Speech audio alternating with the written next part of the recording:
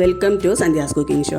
വിഷു സ്പെഷ്യലായിട്ട് നല്ല ടേസ്റ്റി ആയിട്ടുള്ള ഒരു മാങ്ങാപ്പെരുക്കാണ് നമ്മൾ ചെയ്യുന്നത്. നമുക്ക് സദ്യയിലൊക്കെ ഇലയിൽ വിളമ്പാൻ പറ്റിയിട്ടുള്ള നല്ലൊരു സൈഡ് ഡിഷ് തന്നെയാണ് മാങ്ങാപ്പെരുക്ക്. മാങ്ങാപ്പെരുക്ക് തയ്യാറാക്കാനായിട്ട് ഈ വലിപ്പത്തിലുള്ള നല്ല പുളിയുള്ള 2 പച്ചമാങ്ങയാണ് എടുത്തു വെച്ചിട്ടുള്ളത്. ഇനി നമുക്ക് ഒരു അരപ്പ് തയ്യാറാക്കണം. അതിനായിട്ട് മിക്സിയുടെ ജാറിലേക്ക് 1 കപ്പ് തേങ്ങയാണ് ചേർത്ത് കൊടുക്കുന്നത്.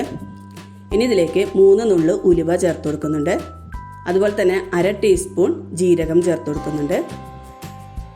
ഇനി നമുക്ക് വേണ്ടത് എരിവിന് വേണ്ടിയിട്ട് 2 പച്ചമുളകാണ്, 3 ചെറിയുള്ളി തൊലി കളഞ്ഞിട്ട് അതും കൂടെ ചേർത്ത് കൊടുക്കാം.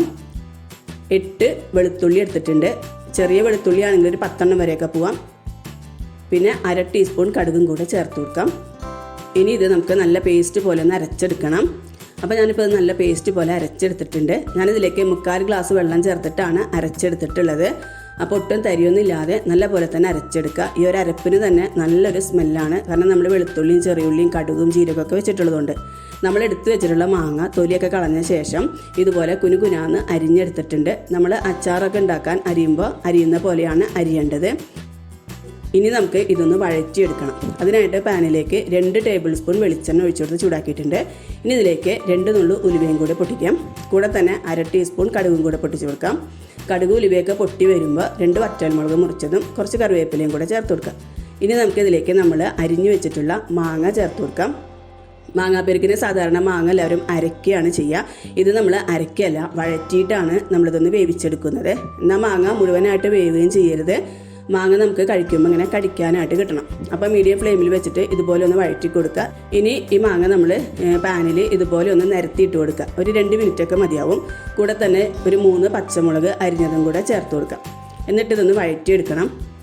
അപ്പോൾ ഒരു 3 മിനിറ്റൊക്കെ വഴറ്റുമ്പോഴേക്കും നമ്മുടെ മാങ്ങ നല്ല പോലെ തന്നെ ഇങ്ങനെ വെന്തിട്ടുണ്ടാവും. ബാക്കി വേവ് നമ്മൾ അരപ്പ് ചേർത്ത് വേവിക്കുമ്പോൾ വെന്തോളും. നമുക്ക് ഈ ഒരു കറി കഴിക്കുമ്പോൾ നമുക്കിങ്ങനെ മാങ്ങ കടിക്കാനായിട്ട് കിട്ടണം. അതാണ് അതിൻ്റെ ഒരു പാകം എന്ന് പറയുന്നത്. ഇനി നമുക്കിതിലേക്ക് അരപ്പ് ചേർത്ത് കൊടുക്കാം.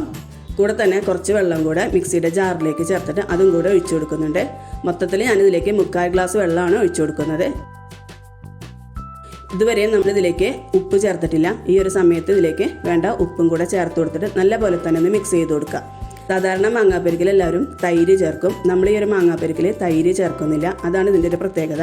തൈര് ചേർക്കാതെ തന്നെ കറിക്ക് നല്ല പുളി ഉണ്ടായിരിക്കും. കാരണം നല്ല പുളിയുള്ള മാങ്ങയാണ്. അപ്പോൾ ആ മാങ്ങയുടെ പുളിയൊക്കെ ഈ ഒരു ഗ്രേവിയിലേക്ക് ഇറങ്ങും. അപ്പോൾ നല്ല പോലെ തന്നെ മിക്സ് ചെയ്തെടുത്തിട്ടുണ്ട്. ഇനി നമുക്ക് ഈ കറി ഒന്ന് ചൂടാക്കിയെടുക്കണം. ഇതുപോലെ കറി ഒന്ന് തിളയ്ക്കുന്ന സമയത്ത് നമുക്ക് ഫ്ലെയിം ഓഫ് ചെയ്ത് കൊടുക്കാം.